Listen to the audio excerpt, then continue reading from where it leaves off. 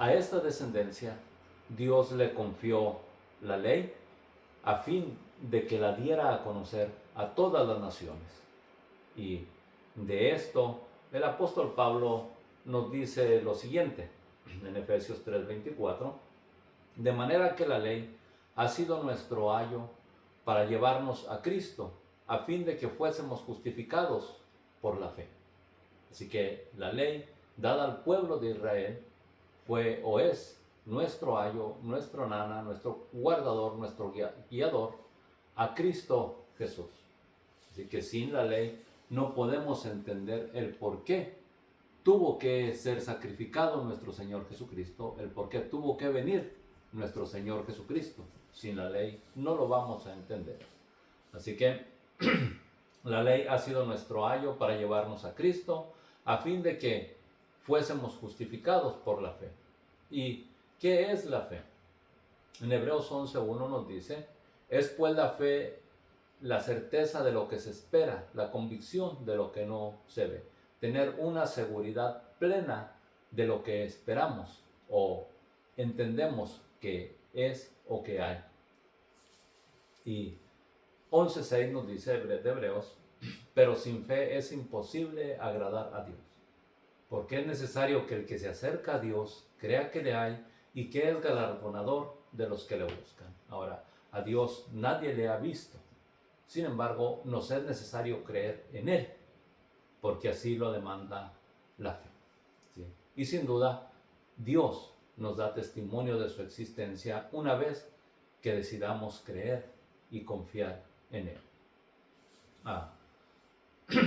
Al pueblo, regresando nuevamente al Antiguo Testamento, al pueblo de Israel, al cual Dios le confió la ley, les dice Dios en Éxodo 19:5: si dieres oído a mi voz y guardares mi pacto, vosotros seréis mi especial tesoro sobre todos los pueblos, porque mía es toda la tierra. A ese pueblo insignificante Dios le daría un nombre y un reconocimiento entre todas las naciones. Para ello sería su especial tesoro, ¿sí? Pero con un propósito, y es este: y vosotros me seréis un reino de sacerdotes y gente santa. Ahora, ¿cuál era la función del sacerdote? Lo dice en el libro de Malaquías 2:7: porque de los labios del sacerdote, o porque los labios del sacerdote han de guardar la sabiduría, y la sabiduría es el temor a Jehová. Sí, el principio de la sabiduría es el temor a Jehová, nos dice en Proverbios 9:10. Así que el sacerdote había de ejercer el temor a Jehová, primeramente. Y después, el pueblo, dice la Escritura, y de su boca el pueblo buscará la ley. Así que era un deber del sacerdote enseñar al pueblo la ley de Dios. ¿Sí? Y eso era el propósito, o fue el propósito por el cual Dios llamó al pueblo de Israel, para que fueran un reino de sacerdotes entre todas las naciones, y a través de ellos se diera a conocer la existencia de Dios y ejercieran el temor de Dios. Ahora, esta era también su labor, ¿sí? Y enseñarán a mi pueblo a hacer la diferencia entre lo santo y lo profano, y les enseñarán a discernir entre lo limpio y no limpio. Así que el pueblo de Israel, como sacerdote, o todo sacerdote, ha de enseñar al pueblo la diferencia entre lo santo y lo profano, y instarle a discernir, instarle a seguir lo bueno, de igual manera como Dios lo enseñó desde el principio, diciendo: pongo delante de ustedes la muerte y la vida, o desde el Edén, en el árbol de la ciencia del bien y del mal. Así que Dios sigue insistiéndonos, sigue llamándonos a apartarnos del mal para poder ser participantes de su gloria. Recuerde, la única manera de llegar nosotros a Dios es a través de nuestro Señor Jesucristo. Y la ley nos encamina a Cristo.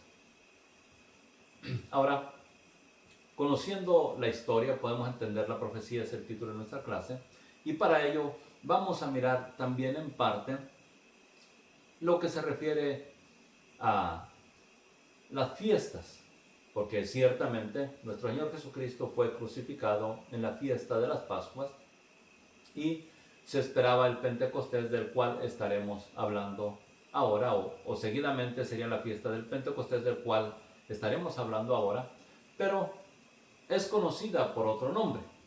Y Dios dice en el libro de Éxodo 23:14, 3 veces al año me celebraréis fiesta, es decir, 3 fiestas al año se habían de celebrar. Estatuto perpetuo, dice en el libro de la ley, por vuestras generaciones. Y la primera de las fiestas, Éxodo 23:15, es la fiesta de los panes sin levadura guardarás. Esto es también conocido como la Semana Santa o la Semana de Pascua. ¿Sí?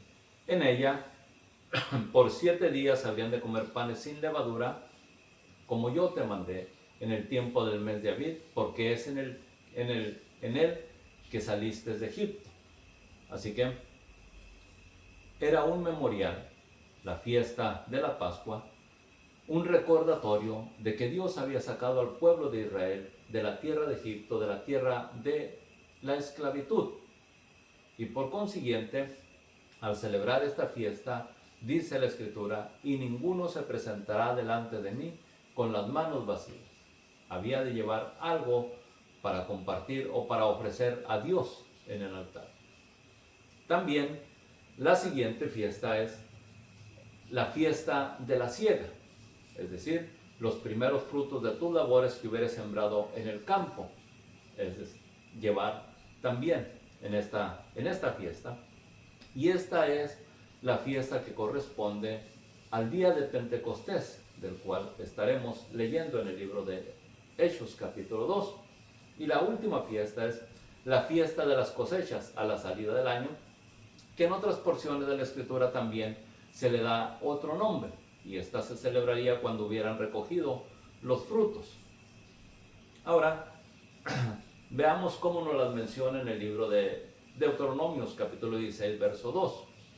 Sacrificarás la Pascua a Jehová, tu Dios. En esta fiesta, en la Pascua, se había de ofrecer un sacrificio, un cordero. Y por cierto, fue en esta fiesta en la cual nuestro Señor Jesucristo fue crucificado. El Cordero de Dios que quita el pecado del mundo fue entregado para la redención, para redimirnos del pecado, de toda nuestra maldad, para ofrecer un perdón ampliamente al mundo entero en el sacrificio de Cristo. Para esto lo hizo Dios. Y la ley lo fue introduciendo poco a poco para que nosotros tengamos una comprensión de él, por qué fue necesario que nuestro Señor Jesucristo fuera crucificado. ¿Sí? También dice, 7 semanas contarás, desde que comenzare a meterse la hoz en la mies, comenzarás a contar 7 semanas, y harás la fiesta solemne de las semanas a Jehová tu Dios, es decir, 7 semanas, 7 días, serían 49 días. Ahora, en Levíticos nos lo dice de esta manera, Levíticos 23:15, y contaréis desde el día en que sigue al día de reposo, desde el día en que ofreciste la gavilla de la ofrenda mecida, 7 semanas cumplidas serán. Hasta el día siguiente del séptimo día de reposo contaréis 50 días. Es decir, 20 viene siendo como de 5 lados, un pentágono que equivale a 5 lados, serían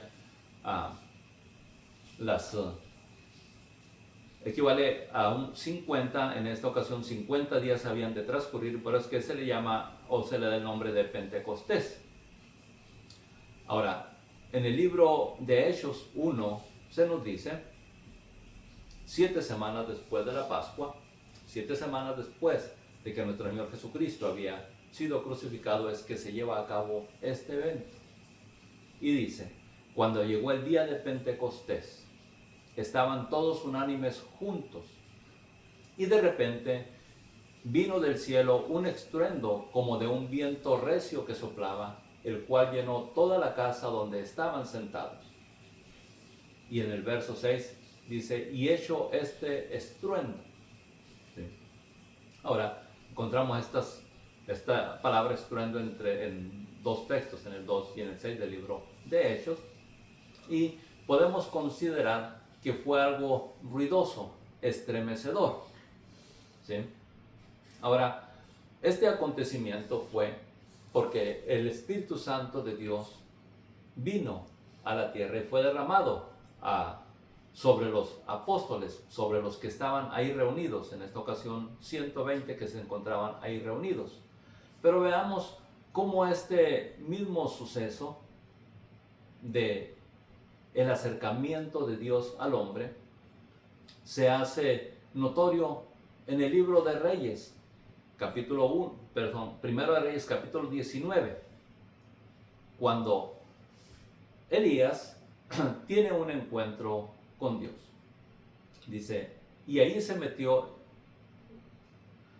Primero de Reyes 19:9, y ahí se metió en una cueva donde pasó la noche, y vino a él palabra de Jehová, el cual le dijo, ¿qué haces aquí, Elías?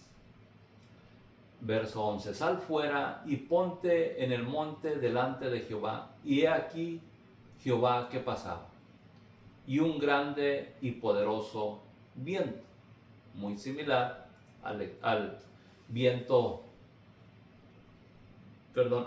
recio que soplaba en el libro de Hechos, con estruendo. Y note, ¿qué hacía este grande y poderoso viento? Que rompía los montes y quebraba las peñas, hacía estruendo también. ¿Sí? Y esto iba delante de Jehová, pero Jehová no estaba en el viento. Y tras el viento un terremoto, pero Jehová no estaba en el terremoto. Y tras el terremoto un fuego, pero Jehová no estaba en el fuego. Y tras el fuego un silbido apacible y delicado. ¿Sí? Podemos pues nosotros notar que este acontecimiento de la manifestación de Dios al hombre en el Antiguo Testamento, esto es que corresponde a Elías, fue muy similar los acontecimientos a lo que pasó en el libro de Hechos, cuando Dios en su Espíritu Santo se acerca al hombre. ¿Sí? Y se les aparecieron lenguas repartidas como de fuego, asentándose sobre cada uno de ellos. Es una manifestación gloriosa de Dios. Y en otras porciones la Escritura nos hace mención, ¿quién habitará con el fuego consumidor y quién habitará con las llamas eternas? Este es nuestro Dios, ¿sí? Porque recordemos, ciertamente nos dice en Primera de Juan, Dios es amor, pero en el libro de Hebreos 10:30 también nos dice que no nos olvidemos, Dios es fuego consumidor. Así que en Isaías encontramos, ¿quién habitará pues con el fuego consumidor, con las llamas eternas? El que anda en integridad, ¿sí? Entonces el que no ha elevado su corazón a engaño, ese es el que habitará con las llamas eternas. Y estos que estaban reunidos esperaban la promesa del Padre. A ellos Dios envió su Espíritu y les dice, y se le aparecieron lenguas repartidas como de fuego, un fuego purificador. ¿Sí? Se asentaron sobre ellos y fueron llenos todos del Espíritu Santo y comenzaron a hablar en otras lenguas según les daba el Espíritu que hablasen. Ahora, el hablar en otras lenguas es prueba de que Dios se interesa en todos los idiomas existentes en la tierra, porque el mensaje de salvación es para todos. Dios no hace acepción de personas. Y esto lo podemos nosotros mirar en el libro de Deuteronomios capítulo 10, verso 17, donde se nos dice, porque Jehová nuestro Dios es Dios de dioses y Señor de señores, Dios grande, poderoso y temible, que no hace acepción de personas ni toma cohecho, no da preferencia a ninguno, ¿sí? No acepta cohecho.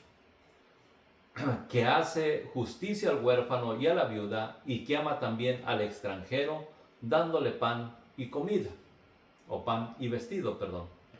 Así que si Él se interesa en darle el sustento diario al ser humano, no importa quién sea ni de dónde sea, cuánto más no se ha de interesar en presentarle o en otorgarle la salvación, si la anhela, si la desea, a cualquier ser humano. Recuerda, Juan 3:16 nos dice: porque de tal manera amó Dios al mundo, que dio a su Hijo unigénito, para que todo aquel que en él cree no se pierda, mas tenga vida eterna. Así que Dios envió la salvación a todo ser humano, pero es necesario que haya disposición en nosotros de echar mano a esa salvación para poder poseerlo, para poder ser participantes de ella. ¿Sí? El mensaje, Dios lo quiso presentar a toda la humanidad en cualquier clase de idioma. ¿Sí? En Hechos 2:5 podemos mirar: y moraban entonces en Jerusalén varones piadosos de todas las naciones bajo el cielo. Ahí estaban en Jerusalén. Y hecho este estruendo, ¿sí?, se juntó la multitud. Fue escandaloso, fue ruidoso este acontecimiento, y se juntaron en el lugar donde había sucedido. Esto es, en el aposento alto. ¿Sí? Y estaban confusos, porque cada uno les oía hablar en su propia lengua, y estaban atónitos y maravillados, diciendo: mirad, ¿no son galileos todos estos que hablan? ¿Sí? Y en sí, así eran conocidos los apóstoles de Galilea mayormente. Por eso es que decían: no son galileos todos estos los que hablan. ¿Y por qué hablan en otros idiomas? ¿Sí? Porque el Evangelio es para todas las naciones. Y representaban ahí aproximadamente unos 17 nacionalidades, 17 clases de idiomas que fueron manifestados por el Espíritu de Dios para que el Evangelio se esparciera a todas las naciones. ¿Sí? En Hechos 2:8 nos dice: ¿cómo es que les oímos hablar cada uno en nuestra lengua en la que hemos nacido? Y note de las naciones que habían partos, medos, elamitas, y los que habitamos en Mesopotamia, en Judea, en Capadocia, en el Ponto, en Asia, en Frigia, en Panfilia, en Egipto, en las regiones de África, más allá de Cirene, romanos aquí residentes, tanto judíos como prosélitos, cretenses, árabes. Les oímos hablar en nuestra lengua las maravillas de Dios. ¿Sí?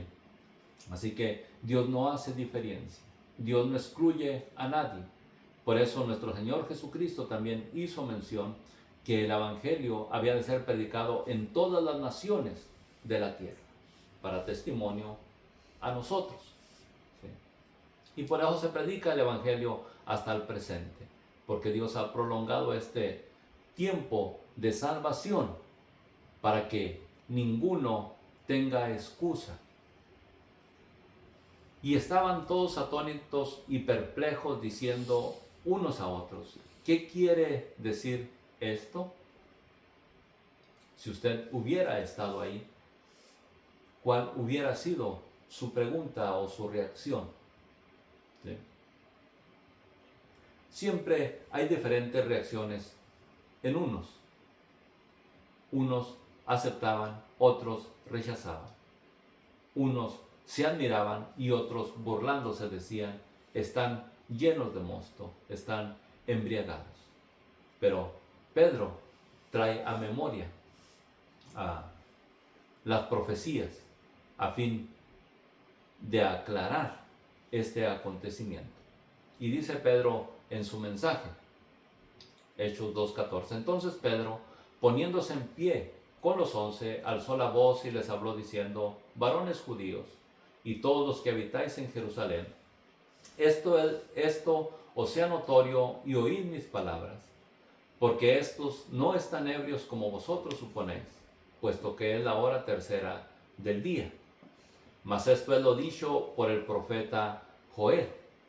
Y este acontecimiento ciertamente está escrito en el libro de Joel. Y usted puede leer todo este libro y se dará cuenta de ello. Y dice, en los postreros días, dice Dios, derramaré de mi espíritu sobre toda carne, y vuestros hijos y vuestras hijas profetizarán, vuestros jóvenes verán visiones, y vuestros ancianos soñarán sueños. Y de cierto sobre mis siervos y sobre mis siervas en aquellos días derramaré de mi espíritu y profetizarán. Y esto de profetizar, es decir, predicarán las buenas nuevas de salvación a toda la humanidad. ¿Sí? Todo aquel que pueda o que reciba a Cristo tiene esa responsabilidad de predicar las buenas nuevas, porque de gracia lo hemos recibido, de gracia debemos dar. También en el libro de Joel y en este libro de Hechos se hace mención al respecto de unas o de señales futuras que estarán pasando y que podamos verlas en nuestros días. Esto también puedo decirles será el fin del tiempo de la gracia, cuando la puerta de salvación será cerrada y será tarde para con aquellos que la rechazaron. Así que, como dice en otras porciones de la Escritura, hoy es el tiempo de salvación. ¿Sí? Hoy es el tiempo aceptable. No dejemos pasar el tiempo para echar mano a la salvación que Jesucristo nos ofrece, que ya compró y pagó por nosotros en el Calvario. Dice verso 19, daré prodigios arriba en el cielo y señales abajo en la tierra, sangre y fuego y vapor de humo. El sol se convertirá en tinieblas y la luna en sangre, antes que venga el día del Señor grande y manifiesto, o grande y terrible, dice en el Antiguo Testamento. ¿Sí? Porque no habrá retorno atrás cuando esto empiece a suceder. Pero hay una esperanza, y todo aquel que invocare el nombre del Señor será salvo. Así que es de suma importancia que invoquemos el nombre del Señor al presente.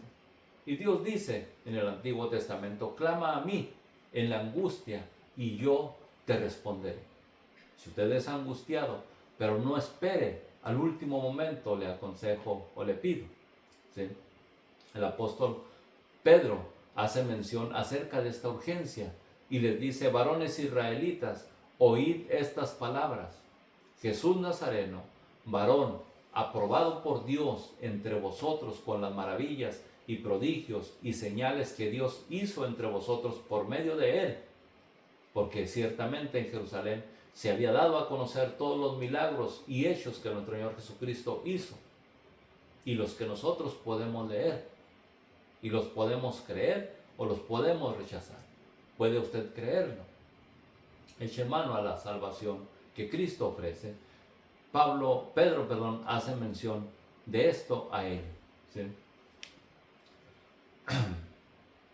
A este, entregado por el determinado consejo y anticipado conocimiento de Dios, porque Dios ya lo había establecido en la ley acerca de que Jesucristo debe ser sacrificado, dice, a este prendisteis y matasteis por mano de inicuos, crucificándole, al cual Dios levantó, suelto los dolores de la muerte, por cuanto era imposible que fuese retenido por ella.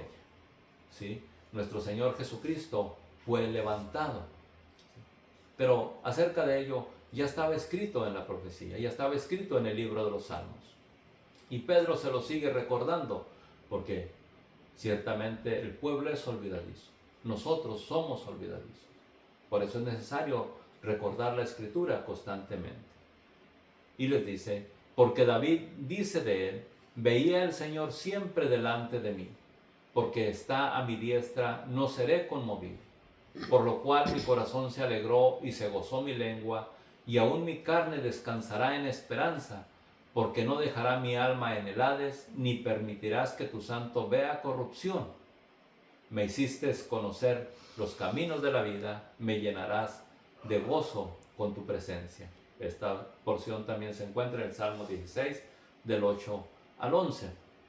Varones hermanos, se puede decir libremente del patriarca David, que murió y fue sepultado, y su sepulcro está con nosotros hasta el día de hoy. Pero siendo profeta, sabiendo que con juramento Dios le había jurado que de su descendencia, en cuanto a la carne, levantaría al Cristo para que se sentase en su trono, viéndolo antes, habló de la resurrección de Cristo, que su alma no fue dejada en el Hades, ni su carne vio corrupción. Estaba profetizado que Jesucristo había de resucitar. Y de esto también hace mención en Isaías capítulo 53. A este Jesús resucitó Dios, de lo cual todos nosotros somos testigos. Así que, exaltado por la diestra de Dios, y habiendo recibido del Padre la promesa del Espíritu Santo, ha derramado esto que vosotros veis y oís. Es decir, Cristo prometió que se iría, pero que no dejaría a sus discípulos huérfanos, sino que enviaría el Consolador y que estaría con vosotros para siempre. Vemos pues que ese acontecimiento que estaban mirando los habitantes de Jerusalén en ese tiempo era el cumplimiento de la promesa que Jesucristo había hecho a sus discípulos, a sus seguidores. Porque David no subió a los cielos, pero él mismo dice: dijo el Señor a mi Señor, siéntate a mi diestra hasta que ponga a tus enemigos por estrado de tus pies. Eso lo encontramos en el Salmo 110, verso 1. ¿Sí? Y recuerden, nuestro Señor Jesucristo fue exaltado hasta lo sumo, y Dios, el Padre, lo puso sobre todo para que Él sea Señor de todo. Sepa pues ciertísimamente toda la casa de Israel, que a este Jesús, a quien vosotros crucificasteis, Dios le ha hecho Señor y Cristo, Señor y Redentor. Al oír esto, se compungieron de corazón y dijeron a Pedro y a los apóstoles: varones hermanos, ¿qué haremos? ¿Sí? Cuando usted se reconoce pecador, se reconoce culpable, puede preguntar libremente: ¿y qué puedo hacer para reparar el daño? ¿Sí? Y ellos dijeron: ¿qué pues haremos? Y esta es la respuesta que cada uno de nosotros debe de hacer o tomar cuando se reconoce pecador. Pedro les dijo: arrepentíos y bautícese cada uno de vosotros en el nombre de Jesucristo para perdón de los pecados, y recibiréis el don del Espíritu Santo. ¿Sí? Cristo durante su ministerio dijo: id y predicad a todas las naciones, y bautizándolos en el nombre del Padre, del Hijo y del Espíritu Santo. El que creyere y fuere bautizado será salvo. Y es lo que está Pedro, afirmando en esta ocasión. Y recibiréis el don del Espíritu Santo, porque para vosotros es la promesa, para vuestros hijos y para todos los que están lejos, y para cuantos el Señor nuestro Dios llamare. Dios ha prometido darnos de su Espíritu para ayudarnos a seguir o a proseguir en su camino todos los días de nuestro peregrinar. Él no hace diferencia, lo hemos visto. Hechos 2:40. Y con estas y con otras muchas palabras testificaba y exhortaba diciendo: sed salvos de esta generación perversa. Así que los que recibieron su palabra fueron bautizados, y se añadieron aquel día como 3,000 personas.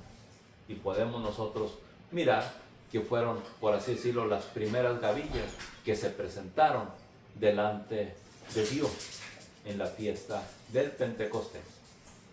Sí. Y perseveraban en la doctrina de los apóstoles, en la comunión unos con otros, en el partimiento del pan y en las oraciones. Y sobrevino temor en toda persona, y muchas maravillas y señales eran hechas por los apóstoles. Todos los que habían creído estaban juntos y tenían en común todas las cosas y vendían sus propiedades y sus bienes y los repartían a todos según la necesidad de cada uno. Y perseveraban unánimes cada día en el templo y partiendo el pan en las casas, comían juntos con alegría y sencillez de corazón, alabando y teniendo gran favor con todo el pueblo. Y el Señor añadía a la iglesia cada día los que habían de ser salvos. Y esta será o debe ser la reacción del creyente. Convivir en armonía, alabando y aprendiendo del Señor cada día. Y no solamente para consigo, sino para con su prójimo, para con el que le rodea. Es decir, dar anuncio de buenas nuevas a todo aquel que nos rodea. Dios les bendiga ricamente. Es mi deseo que esta lectura de la palabra de Dios y el poco de historia que traje en esta ocasión le ayude en su conocimiento y a perseverar en el camino que Dios nos ha puesto. Dios les bendiga ricamente. Hasta la próxima.